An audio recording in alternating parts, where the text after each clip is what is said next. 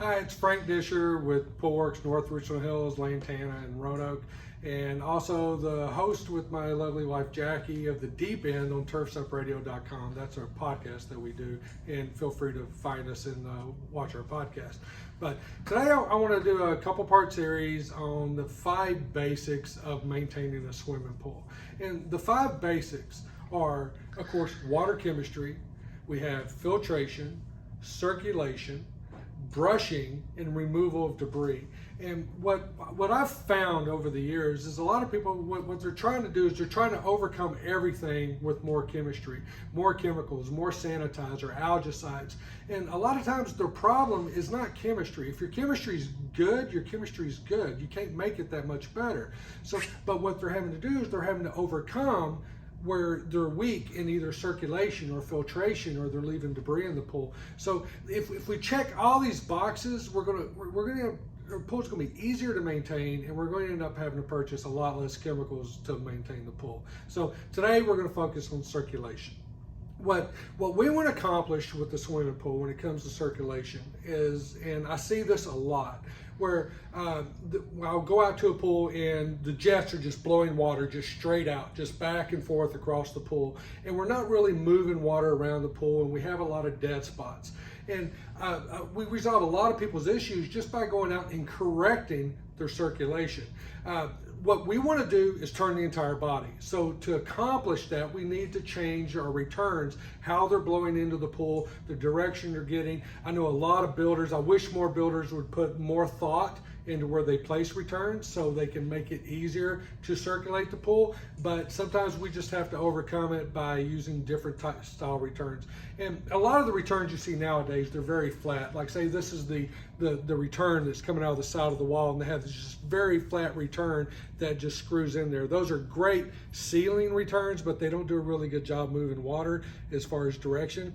So I like to replace those style. You just basically unscrew them, and then you can go back with either like a 3/4 style. See that how that's like a chameleon's eyeball, it turns all the way around.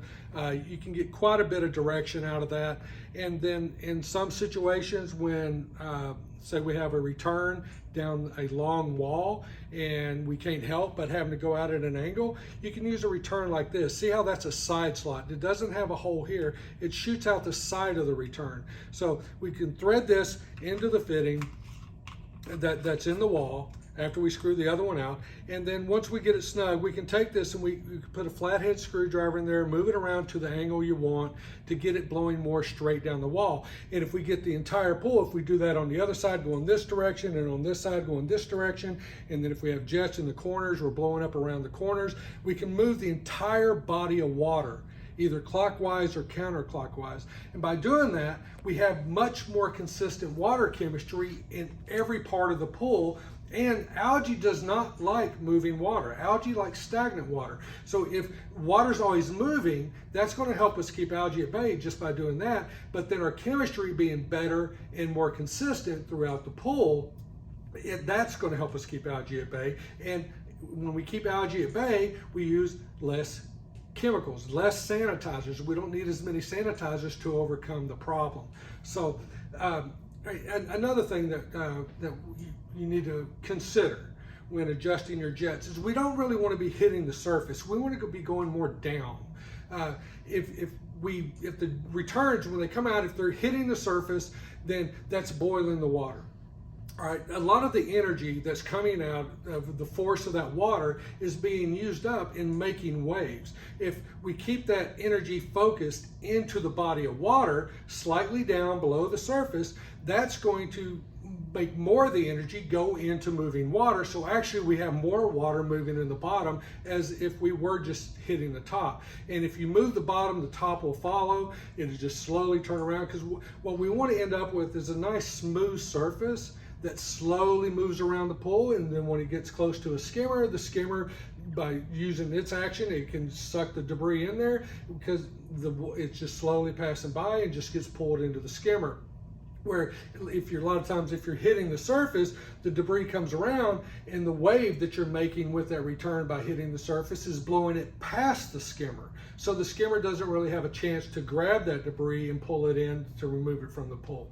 So, all right, another thing that happens when you boil the water like that is you're creating waves, and when you create waves, you're making much more surface area. When you have more surface area, that means you have more water in contact with the air, which means your evaporation is going to be higher. So if we keep the surface smooth and calm and just slowly moving, we're going to have less evaporation, which means less fill water to replace that evaporated water. When you add fill water, that also messes up your water chemistry a little bit, so it takes more chemicals to overcome that extra tap water. So that's just another little helper by keeping the jets down. And another thing, when you boil the water like that, it causes the water to release carbon dioxide. Carbon dioxide is an acid. When we release that carbon dioxide, the pH is going to climb. And when your pH climbs, your sanitizers become less effective. So it takes more sanitizers to accomplish the exact same thing. So by not releasing a little bit of carbon dioxide, that's keeping our pH more stable, which is making our sanitizers much more effective and much more consistent. So again, just another little thing, we're just checking off all these little boxes, and by the end of the day, we've done quite a few little things where now we're using a lot less chemicals. So just keep that in mind. Again, a lot of times I go out to these pools, the people, they tell me they've had algae for 4 or 5 years, they're just used to it, they just buy a lot of algicides.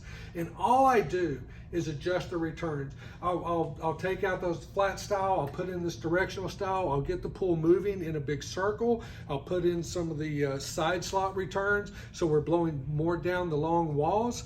And a couple weeks later, they'll come in and they'll tell me, for the first time in 4 years, we do not have algae in the summer. So it's little things like this, and these are very inexpensive corrections that you can make that will help you spend less money on chemicals, keep your water more consistent and usable, and make your pool experience a much more enjoyable, thing in your backyard, as opposed to just constantly fighting problems. So, all right, this was part 1 on a couple part series. This is circulation. Look for our next one. We'll be covering filtration and the brushing and removal of debris. Thank you. We'll see you soon.